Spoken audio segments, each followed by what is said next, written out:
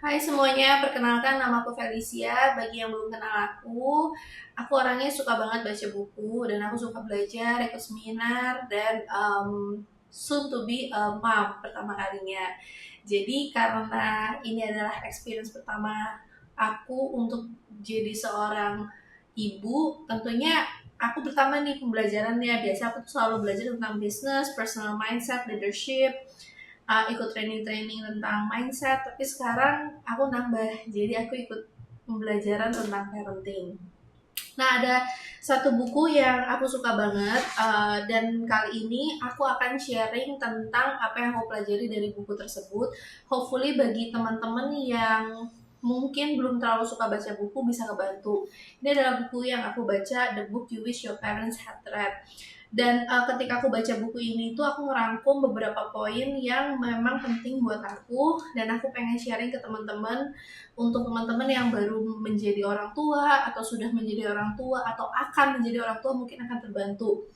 Aku baca buku dalam bahasa Inggris, tapi suamiku tuh juga baca buku yang sama dalam bahasa Indonesia. Jadi kita memang selalu, kalau misalnya kita beli buku, kita selalu beli buku dengan dua bahasa karena suamiku lebih bisa baca buku dalam bahasa Indonesia.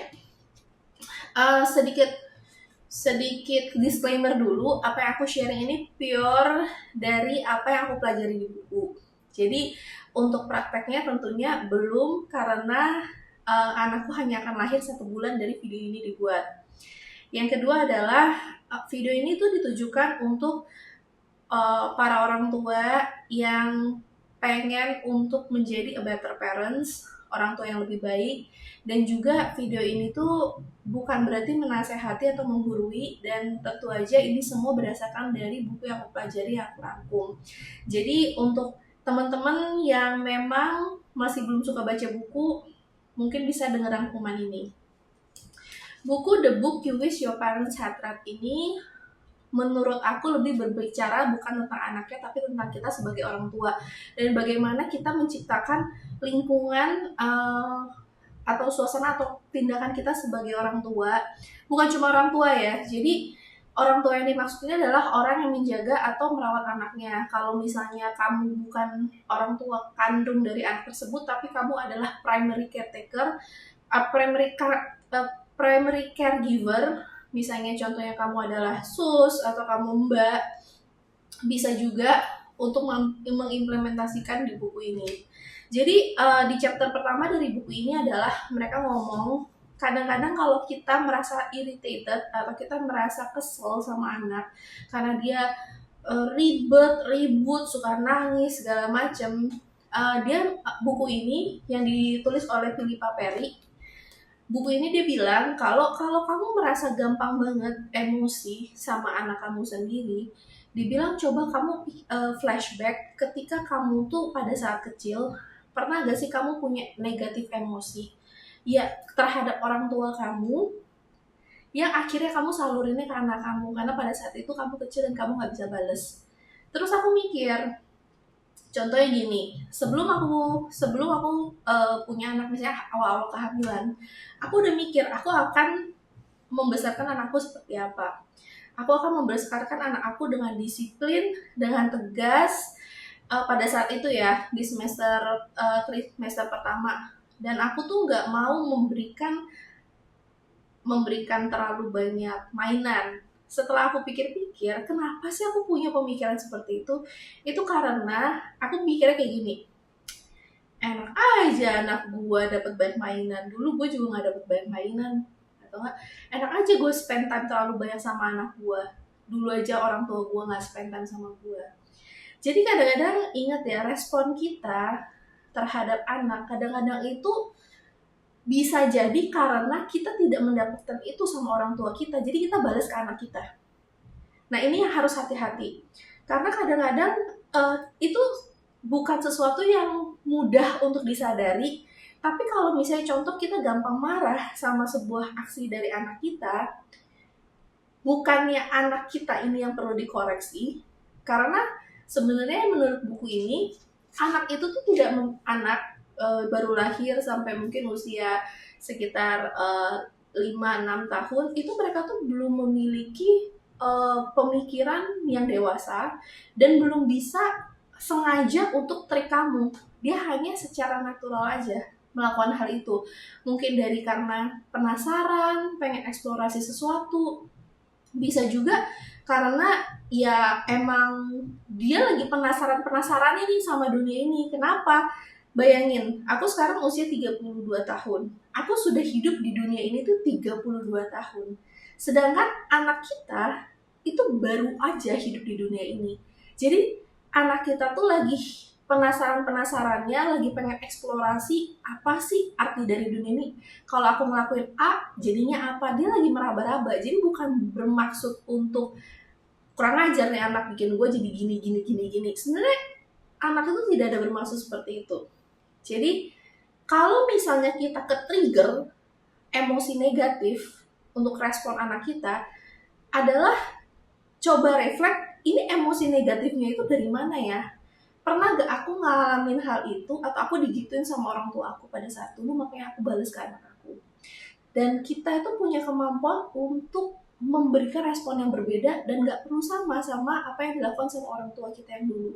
Dan kalau memang kita masih ada kepahitan atau ketidakterimaan sama apa yang dilakukan sama orang tua kita dulu, penting banget untuk menyadari kalau orang tua kita itu melakukan yang terbaik yang mereka bisa menurut pengetahuan mereka.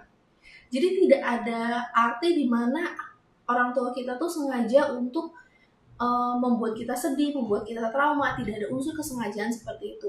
Dengan memiliki understanding atau pengertian seperti itu, kita tidak menurunkan trauma kepada anak kita. Lalu poin yang selanjutnya yang dibilang sama buku ini, Philippa Perry, itu adalah coba banyak banget digali. Coba deh looking back, kayak ngeliat kebalik ke belakang ketika kita pada saat masih bayi. Kita bisa ngeliat gak diri kita pada saat bayi? Kayak aku namanya Felicia, aku melihat Felicia yang masih bayi, Felicia yang masih kecil, dan aku melihat Felicia yang masih bayi dan Felicia yang masih kecil dengan penuh cinta kasih. Kira-kira apa sih si Felicia kecil butuhkan pada saat masih kecil? Apa sih yang kira-kira Felicia ingin untuk dapatkan? Kadang-kadang kita tuh sudah besar, pasti ada aja luka yang kita dapatkan. Mungkin pada pengalaman masa kecil yang kurang menyenangkan.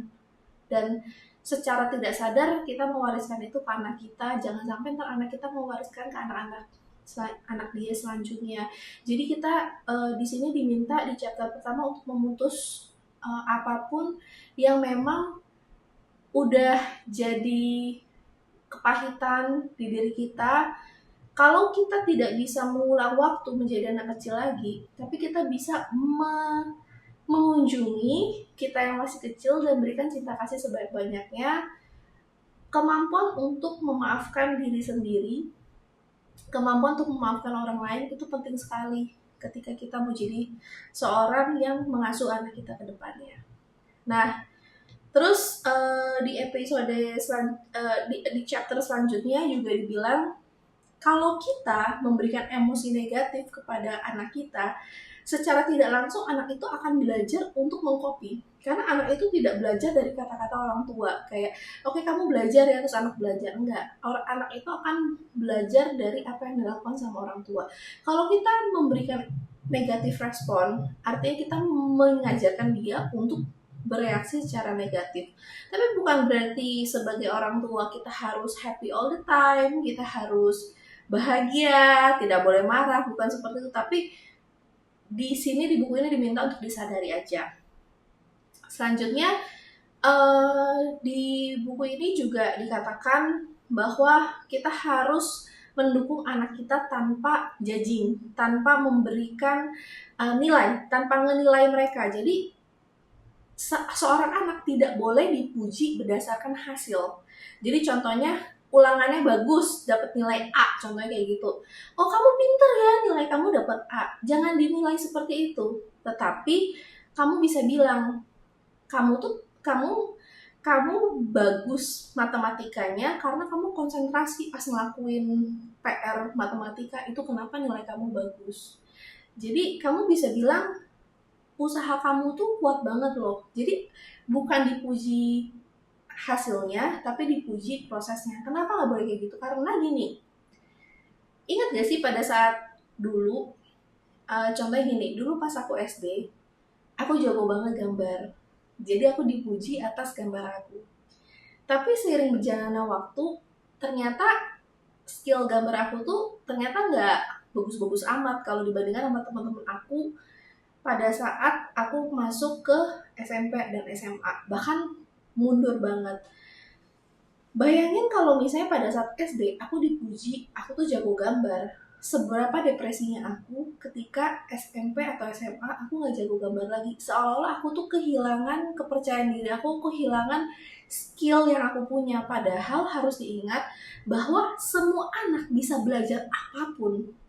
Semua anak mampu untuk menyerap skill apapun asalkan mereka berusaha. Jadi jangan dipuji hasilnya, tapi dipuji proses mendapatkannya.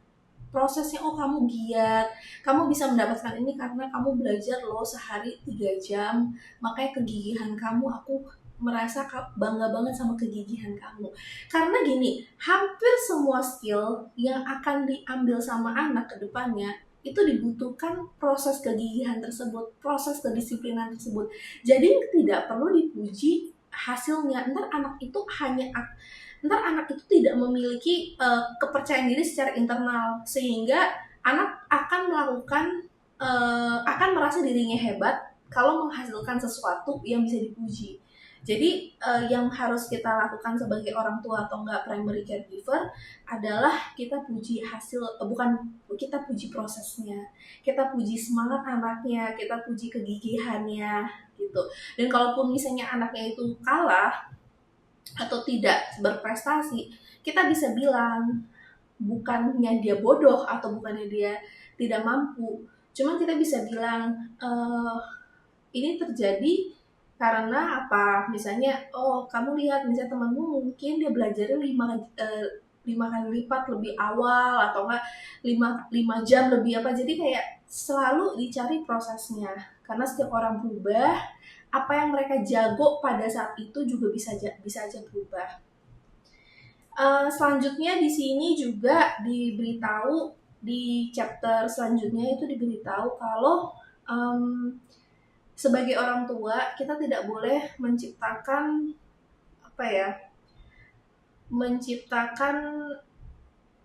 chaos, kayak misalnya contoh sering berantem, misalnya suami istri berantem. Sekarang gini, karena ketika anak melihat rumah itu tuh sebagai sesuatu yang tidak aman dan tidak nyaman, mereka tuh tidak bisa mengeksplorasi rasa penasaran mereka, karena mereka fokusnya adalah aduh ntar aku masih bisa sama papa mama gak ya bersama. Jadi kita tidak menyiapkan ruang buat anak itu untuk mengeksplorasi sebenarnya apa sih yang mereka inginkan atau apa sih yang mereka penasaran, karena mereka sibuk untuk survival instingnya, sehingga mereka tidak bisa mengeksplorasi dunia lebih luas, dan ini akan berdampak sama konsentrasi mereka untuk belajar. Jadi kadang-kadang kalau kita kan anaknya kurang konsentrasi dalam belajar, mungkin kita bisa eksplor apakah dia merasa aman dan nyaman di rumah dia sendiri. Kalau dia fokus sama survivalnya dia, anak fokus sama survival, dia tidak ada waktu untuk eksplorasi dan belajar. Terus ntar ini aku memang sengaja bikin videonya itu part per part, karena aku nggak mau sharing terlalu panjang sampai bikin boring. So far aku udah bikin pembelajaran itu total ada 35 poin, dan sekarang yang aku record itu pembelajaran dari poin 1 ke poin 4.